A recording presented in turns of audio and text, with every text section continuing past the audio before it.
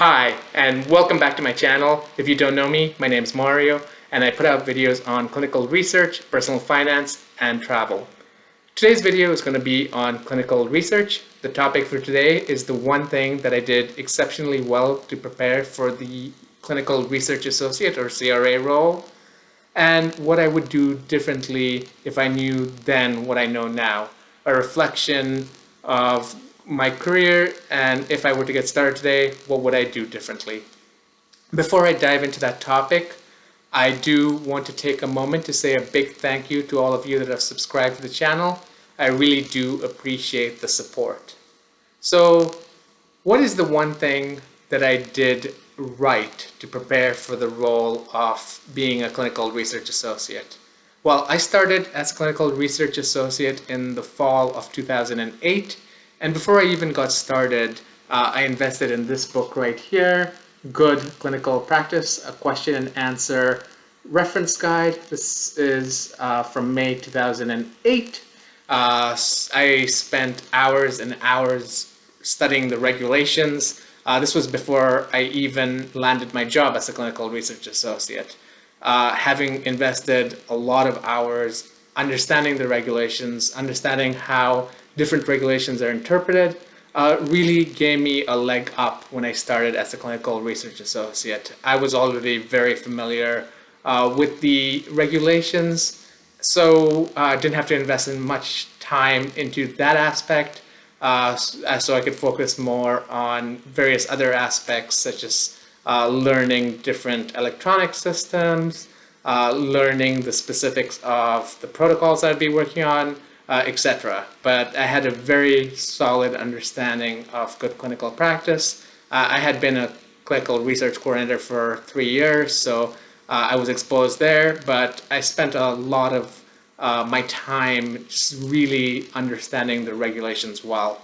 And this put me leaps and bounds ahead of other new people. So people at the same level who had just started, not only did they have to learn various aspects of the job, but they also had to learn the regulations. So just knowing them ahead of time really helped me out tremendously. So I will put a link down to a newer version of this book, the 2020-2021 version. I have no affiliation with the book. It's just something that I found helpful in my journey. So what would I do differently if I were to get started today, knowing how my career has gone?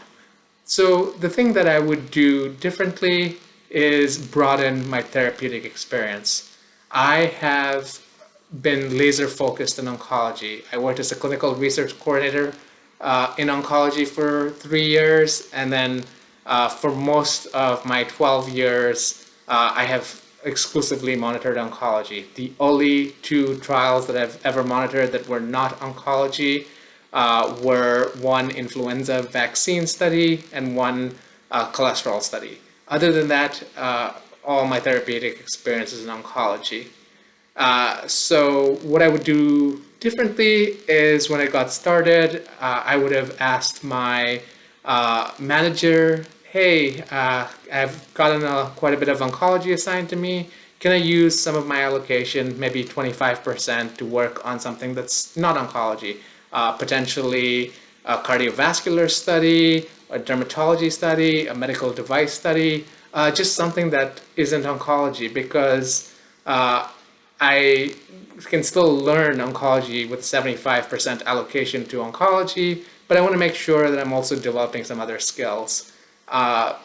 This is something that I would do if you're starting out.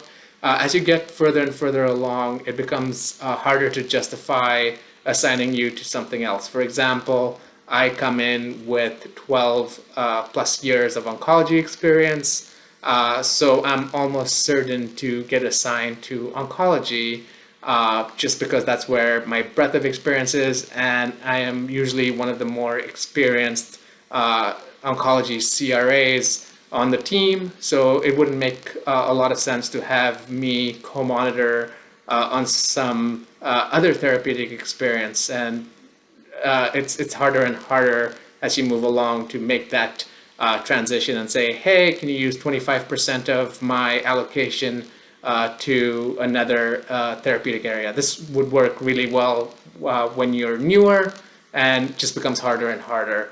So the advice I have to someone starting out is have a primary therapeutic experience that 75% of your focus is in, and then use that last 25% to broaden your therapeutic experience. So I wish I'd taken on molecular diagnostics, medical devices, possibly some other areas as I'd gone along. I just got laser focused on oncology. It's worked out well because I enjoy monitoring oncology.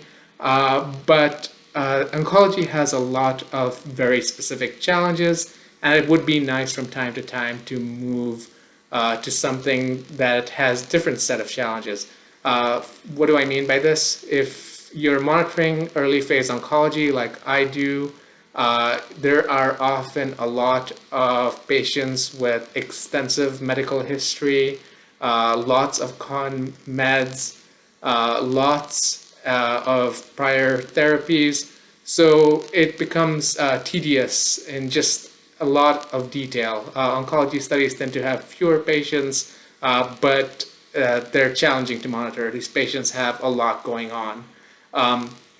On the flip side, when I worked on vaccine studies, there were tons and tons of patients, but the patients didn't have a whole lot going on. So the patient volume was high, but the amount of events that occurred on the trial was limited. So you're not dealing with a lot of serious adverse events. And most of the patients don't have as extensive medical history as they would in oncology. Oncology tends to have a little bit of a higher burnout rate just because of the amount of different aspects that can get challenging. For example, regulatory can be challenging because some oncology centers have decided it's a good idea to put 100 people on the 15782, and then you are having to look for things like CVs, medical licenses, GCPs, etc. on all these people. That makes it more challenging. As I've already covered for subject data, things like serious adverse events, medical history, con meds can be more challenging. IND, safety letters. Some oncology trials can have hundreds, if not thousands, of safety letters. So doing a reconciliation of those can also pose a challenge. So there are just many aspects of oncology trials specifically that can be challenging. And over the years, I've seen oncology CRAs saying that they would like to do something else, but it gets hard. If you have a lot of oncology experience, you tend to be assigned to oncology, and it's something that I would do differently. I would make sure that I had some other therapeutic experience beyond what I have today. So that is everything I have to say on the topic. As a teaser, I do have a topic ready for my next video.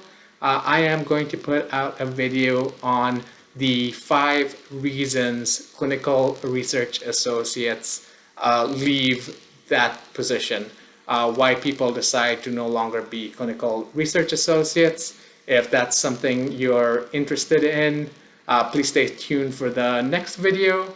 And if you haven't done so already, I'd appreciate you hitting the like button to help support this channel and to help me continue to grow it. Thank you. I will see you in the next video.